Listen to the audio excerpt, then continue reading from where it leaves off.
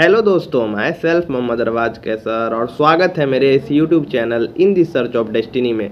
तो I hope आप लोग अच्छे से होंगे और आप लोग का सारा एग्ज़ाम अच्छा से जा रहा होगा। तो आज की इस वीडियो में हम लोग डिजिटल कंट्रोल सिस्टम 2022 का प्रीवियस ईयर क्वेश्चन का सॉल्यूशन इस वीडियो में हम लोग करेंगे। हालांकि ये ट्रिपल ई और डबल ई ब्रांच का लास्ट पेपर बचा है जो 8 तारीख को यानी कल है। तो आज हम लोग इसका पीवाईक्यू का सॉल्यूशन इस वीडियो में डिस्कस करेंगे।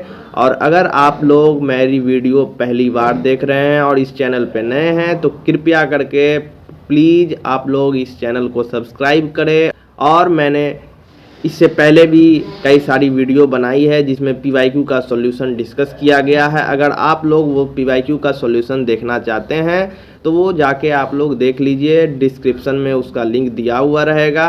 और ये 2023 का जो पेपर आप लोग दे रहे हैं इसका भी कुछ दिन में पीवाईक्यू का सॉल्यूशन अपलोडेड मिलेगा इसी चैनल पे। इसलिए आप लोग हमारे इस चैनल से जुड़ जाइए और ज़्यादा से ज़्यादा बच्चों तक इसको शेयर करिए ताकि वो हमारे इस चैनल से जुड़ के लाभ उठा सके। अब चलिए वीडियो को शुरू करते हैं और हम लोग अपने स्क्रीन पे चलते हैं। लेकिन जाने से पहले दोस्तों आप लोग वीडियो को लाइक करिएगा और चैनल को सब्सक्राइब करिएगा प्लीज़ दोस्तों। तो चलिए अब स्टार्ट करते हैं। तो हम लोग दोस्तों अपने स्क्रीन पे आ चुके हैं और चलिए अब इस वीडियो को शुरू करते हैं। लेकिन वीडियो शुरू करने से पहले आप लोग जो है हमारे इस प्यारे से चैनल को कर दीजिए क्या, सब्सक्राइब कर दीजिए। ठीक है, आगे बढ़ते हैं। चलिए, तो ये आज का सब्जेक्ट जो होने जा रहा है वो डिजिटल कंट्रोल सिस्टम, जो कि मैं पहले भी इस टॉपिक पे बात कर लिया हूँ। और 70 मार्क्स का ये पेपर होता है, 3 घंटे का पेपर होता है। ठीक है, जिसमें से टोटल 9 क्वेश्चन रहते हैं और 5 क्वेश्चन जो है बनाना रहता है। ये गलत है, 5 क्वेश्चन यहाँ पे आपको सॉल्व करने रहते हैं। पहला नंबर का जो क्वेश्चन है वो कंपलसरी है, वो बना के ही आना है। तो अब हम लोग आइए बारी बारी से क्वेश्चन को डिस्कस करते हैं। तो पहला नंबर का क्वेश्चन क्या है कि advantages of digital control over analog control. पहला क्वेश्चन ये है, 1 नंबर का ऑब्जेक्टिव टाइप क्वेश्चन का पहला क्वेश्चन है ये ए नंबर का। ठीक है, तो अब हम ये क्वेश्चन क्या कर रहा है कि digital control over analog control का एडवांटेजेज क्या क्या एडवांटेजेज है। तो अब हम लोग सॉल्यूशन की तरफ बढ़ते हैं। अगर आप लोग स्क्रीनशॉट लेना चाहिए तो स्क्रीनशॉट भी ले लीजिएगा।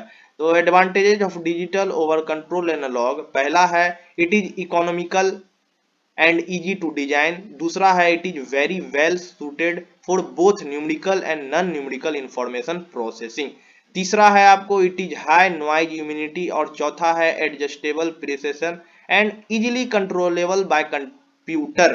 तो कहने का मतलब है कि इसको डिजाइन करना, ये डिजिटल कंट्रोल को डिजाइन करना किफायत मतलब कम खर्च में भी हो जाता है डिजाइन, और आसान भी है। ये न्यूमेरिकल और नॉन न्यूमेरिकल दोनों वैल्यू के लिए ये काम करता है। नॉइज इम्यूनिटी होता है इसमें, और ये कंप्यूटर से भी कंट्रोल किया जा सकता है। तो ये एडवांटेजेज है डिजिटल कंट्रोल का, जो कि एनालॉग कंट्रोल का शायद ये एडवांटेज नहीं होता। ठीक है, अब हम लोग अगला क्वेश्चन को देखते हैं। और अगला क्वेश्चन क्या है, type of sampling operation. Sampling operation का टाइप क्या है। तो सैंपलिंग ऑपरेशन जो है, पहले चलिए हम लोग इसका आंसर पढ़ते हैं कि sampling operation are fundamental in various field including statistics, signal processing and machine learning. ठीक है, सैंपलिंग ऑपरेशन जो है ये सब जगह इस सब फील्ड में काम आता है।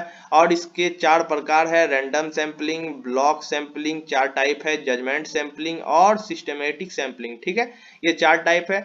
आप लिख के आइए आराम से, आपको 2 नंबर मिल जाएगा। हर क्वेश्चन 2 नंबर का होता है। ठीक है, 9 क्वेश्चन में आपको 7 क्वेश्चन करना रहता है। जो आपको आसान लगे वो आप करके आइएगा। हालांकि ये प्रीवियस ईयर का सॉल्यूशन है, मतलब जो आएगा उसमें आपको 7 करना है। अगला क्वेश्चन क्या है, initial value theorem using Z transform. मतलब जेड ट्रांसफॉर्म का यूज करके हम लोग initial value theorem find out करेंगे। 3 नंबर का क्वेश्चन में ये है। तो अब हम लोग चलिए फाइंड आउट करते हैं। तो initial value theorem using Z transform, सबसे पहले एक्स ऑफ एन एक फंक्शन है, ये एक फंक्शन है। इसका जेड ट्रांसफॉर्म होता है एक्स ऑफ जेड। ये जेड है, स्मॉल जेड है। ठीक है, याद रखिएगा, ये जेड ट्रांसफॉर्म नहीं है, एक्स ऑफ जेड है, स्मॉल जेड। हालांकि where X N is a causal sequence है।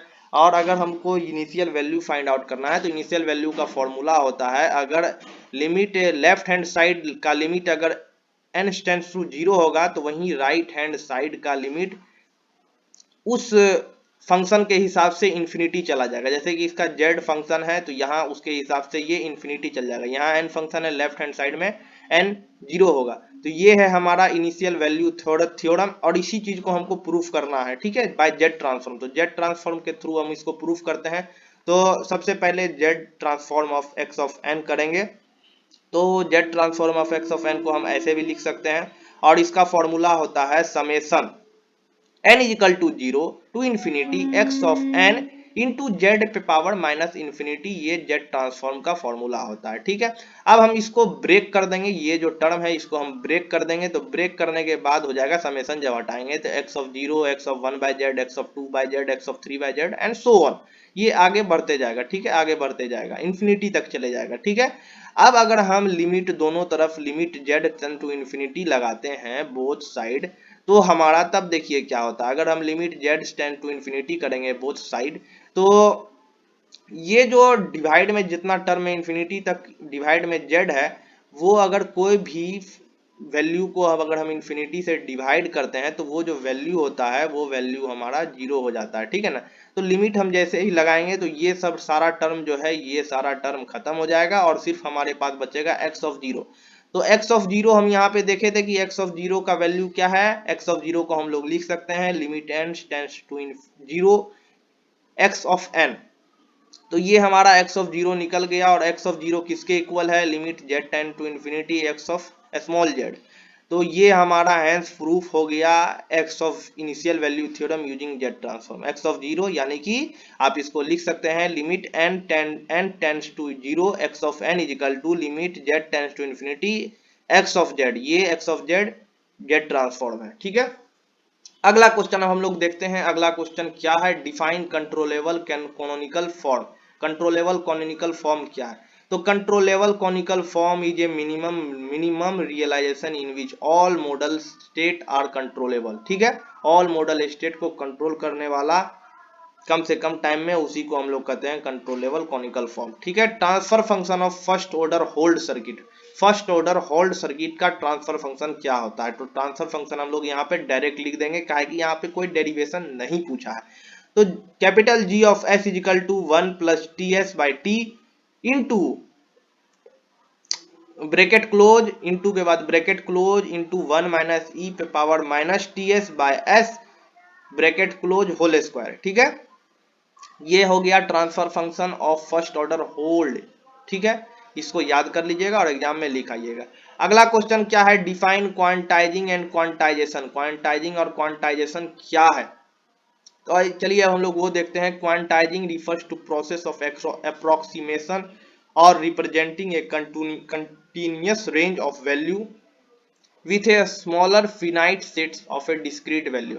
इस प्रोसेस को हम लोग कहते हैं क्वांटाइजिंग, ठीक है। वहीं क्वांटाइजेशन क्या है, quantization is the process of mapping continuous and infinite value of a smaller set of discrete finite value, ठीक है। इसको कहते हैं, इस प्रोसेस को हम लोग कहते हैं क्वांटाइजेशन, ठीक है। क्वांटाइजेशन का मतलब क्या हो गया कि मैपिंग करना, कंटिन्यूअस इनफिनाइट वैल्यू को मैप करके एक small set discrete finite value का स्मॉल सेट बनाना, उसी को हम लोग कहते हैं क्वांटाइजेशन, ठीक है। क्वांटाइजेशन समझ में आ गया। अब यहाँ पे क्वेश्चन क्या है, अगला question, find zero order hold transfer function. Zero order hold transfer function क्या है। सबसे पहले अगर आप लोग स्क्रीनशॉट लेना चाह रहे हैं तो स्क्रीनशॉट ले लीजिए, ठीक है। स्क्रीनशॉट लेने के लिए मैं आपको वक्त दे देता हूं, ठीक है। तो स्क्रीनशॉट आप लोग ले लीजिए। चलिए, पहला नंबर का ये है ए का क्वेश्चन, ठीक है। स्क्रीनशॉट ले लिए। बी का स्क्रीनशॉट ले लीजिए, ठीक है, बड़ा कर देते हैं। चलिए, बी का स्क्रीनशॉट ले लीजिए। सी का भी हो गया स्क्रीनशॉट, बाकी यहाँ है सी का स्क्रीनशॉट ले लिए। चलिए आगे डी का ले लीजिए, ठीक है, ले लिए। अब जी का ले लीजिए, ठीक है, जी का ले लीजिए। चलिए एच का ले लीजिए। ऑब्जेक्टिव टैब हो गया। अब हम लोग पहले यहां तक खत्म कर लेते हैं, ठीक है। Find zero order hold transfer function क्या है। तो zero order hold transfer function को फाइंड करना है तो the impulse response of zero order hold is shown below, ठीक है, दिया हुआ है इंपल्स रिस्पांस। तो GT is equal to UT minus T, ये जो है ये आपका टाइम शिफ्टिंग है, ठीक है, यूटी माइनस कैपिटल टी। तो इसका लेप्लास हम जैसे ही निकालेंगे तो यूटी का लेप्लास होता है 1/s, यूटी माइनस टी का होता है लेप्लास ये, ठीक है, ई पे power minus T S by S. और जब इसको इक्वेट करेंगे तो ये हमारा जो है जीरो ऑर्डर होल्ड का ट्रांसफर फंक्शन निकल जाएगा 1 माइनस ई पे power minus T S by S, ठीक है। अगला क्वेश्चन पढ़ते हैं। अगला क्वेश्चन क्या है, define stability in sense of Lyapunov, ठीक है। तो definition of stability in the sense of Lyapunov is closely related to that of continuous of solution, ठीक है। And equilibrium is stable if all solution starting at a near by point stay near by, ठीक है, near by रहता है, otherwise it is unstable. इसके अगर नहीं ऐसा होता है तो वो अनस्टेबल कहला जाता है। It is asymptotical stable if all solution starting at nearby point not only stay nearby but also tend to equilibrium point as time approach infinity, ठीक है। ये है डिफिनेशन किसका, stability in the sense of Lyapunov, ठीक है। अगला question अब हम लोग बढ़ते हैं और देखते हैं, define successive approximation type of analog to digital converter with systematic diagram. Diagram के साथ आपको समझाना है approximation type of analog to digital converter.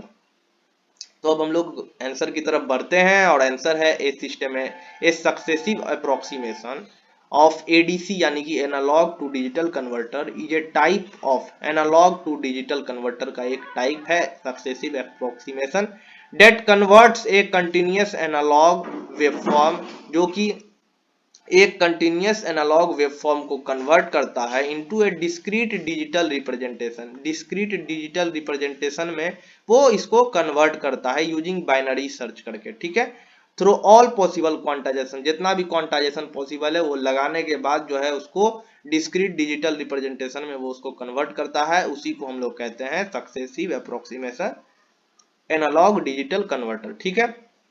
ये उसका एक छोटा सा डायग्राम है, ये क्लॉक है, ये SAR है, ये EOC है, D0 D1 N-1 तक है रहेगा, इसको V रेफरेंस कहते हैं, ठीक है। आप लोग ये बना दीजिएगा एग्जाम में, तो आई होप 7 नंबर का है तो आपको 6 तो कम से कम मिल ही जाएगा, क्या कि डायग्राम जरूर बनाए। लोग सॉल्यूशन आपका नहीं पढ़ता है, अगर आपका डायग्राम दिया हुआ रहता है तो उस पर ज्यादा फोकस करता है कि आप समझ पा रहे हैं कि नहीं, समझ के डायग्राम बनाए हैं कि नहीं।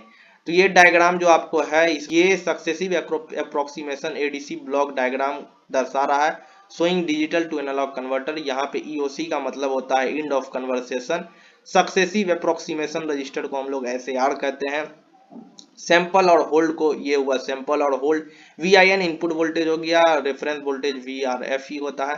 तो यहाँ पे उसके बाद आपका जो है 4 जो है इसका चेफ सबस्क्रिप्ट है, जो कि आप लिख के आइएगा तो एग्जामिनर खुश हो जाएगा। तो ये आप 4 स्क्रिप्ट लिख आइएगा एग्जाम में, पहला, दूसरा, तीसरा और चौथा। स्क्रीनशॉट ले लीजिए इसको, ठीक है, स्क्रीनशॉट यहां से आप ले लीजिए, ठीक।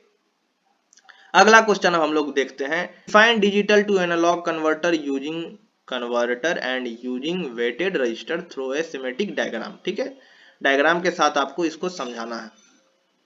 तो डिजिटल टू एनालॉग कन्वर्टर का काम क्या रहता है, इनपुट सिग्नल को एनालॉग आउटपुट सिग्नल में कन्वर्ट करना, ठीक है।